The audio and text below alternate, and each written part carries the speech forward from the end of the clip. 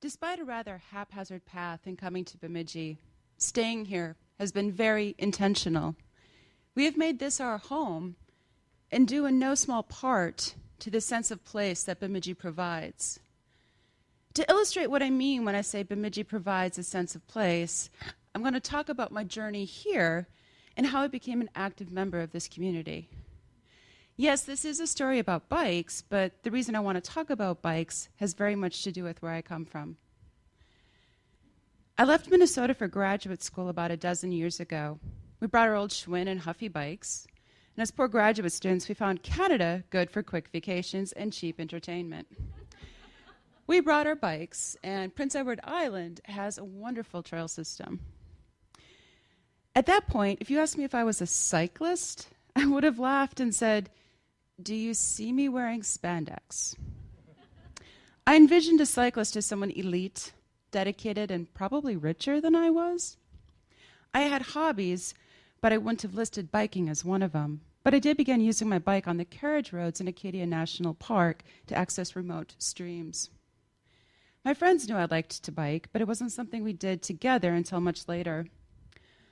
On a trip visiting a friend in upstate New York, she scrounged up a couple of bikes so we could enjoy the Appalachian trails. I was miserable. My butt hurt, my knees hurt, and I got tired very quickly. Now, there's things I know now that would have made that much more pleasant. But my husband and I continued visiting Canadian islands, and I upgraded to a slightly better used mountain bike. Île aux Coudres, Perimeter Road, has bikes that outnumber cars, and it's just north of Quebec City. But despite the charms of the Northeast Atlantic, we knew that Minnesota was home. After a long weekend on Grand Manan Island, my husband was surprised by an interview request from Bemidji State University. I was surprised when he didn't fly home from that interview.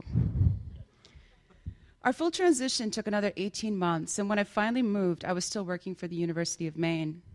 We did take our bikes out, though, and on the first trip over that beautiful new bicycle bridge downtown, the old Schwinn's frame finally gave out. I was always a bit slower, but my old mountain bike was no match for my husband's new road bike. I struggled to keep up, my hands were falling asleep, and my knees still hurt. The thought crossed my mind that I was too old and too fat to be out on a bike. I definitely was not a cyclist. But I soon had the opportunity to ride a bike that fit and didn't make my hands go numb. Amsterdam has some genius bike designers. I bought a similar bike locally and found that once again I could get around town on a bike easily. I have a confession. This picture was completely staged. My contract with UMaine was expiring and I needed a job. I had applied for a few but wasn't particularly excited or well suited for them. But when I saw the Nice Ride Minnesota ad, I wanted that job. At this point, it might seem that I had some confidence as a cyclist, but I wasn't sure I could convince the interviewers that I was enough of a biker to get a bike job. The first time I looped the lake was to get a selfie for my public profile. And the first time I rode in Minneapolis was so that I could say in my interview that I had rented a Nice Ride. I got the job and began meeting other biking professionals. I was nervous for my first social ride. I'd never been on one and was invited by a woman who rode every day in April. I think the 30 days of biking would be better attended if it were in June. I wondered if she was really hardcore. Would my grocery getter of a bike be appropriate? I had no idea what the Bicycle Alliance was and was worried about how much granola or tight shorts there would be on that first ride. Much to my relief, it was just normal, happy people. As part of my training for Nice Ride, I became familiar with several organizations, including the League of American Cyclists. Did you know that Bemidji has several league-certified instructors that advocate for bicycling safety, infrastructure, and education? Well, I didn't either until I became one. I learned who bicycles in Bemidji, who bikes year-round, who pedals recreationally, who I can expect to meet on the trail or at the grocery store. They're older than me, younger than me, bigger and smaller than me. They ride all kinds of bikes and wear all kinds of clothes.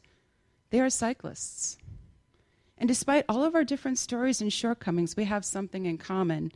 There's a sense of community that is fostered by enjoying the great, big northern outdoors for as many months as we can stand it. Advocating for bicycling means several things: safer shared roads, more trails, more bike parking, and bike education. Nice Ride provides free bike rides during the week, and I get to lead social rides for organizations and institutions. I highly recommend that you try your next board meeting on bicycles. You can sit in that stuffy conference room in January. If you haven't biked in a long time, I encourage you to try again. If your bike's been sitting in the back of the garage for years, borrow one of mine. If you've never looped the lake, join us for the Loop the Lake Festival in June. Music, food, and photo ops every couple miles. It's an easy pedal, and it's a great community event. So, am I a cyclist now? I'm not any richer, not much thinner, haven't bought a fancy bike, but I do belong to this community. I've met so many people while talking about bikes, and my job is to promote a healthy, active, fun, accessible form of transportation. I have found Bemidji through my job in a way that would have never been possible in a more traditional occupation. And that sense of direction and purpose and belonging is why we're staying here in Bemidji. Thank you.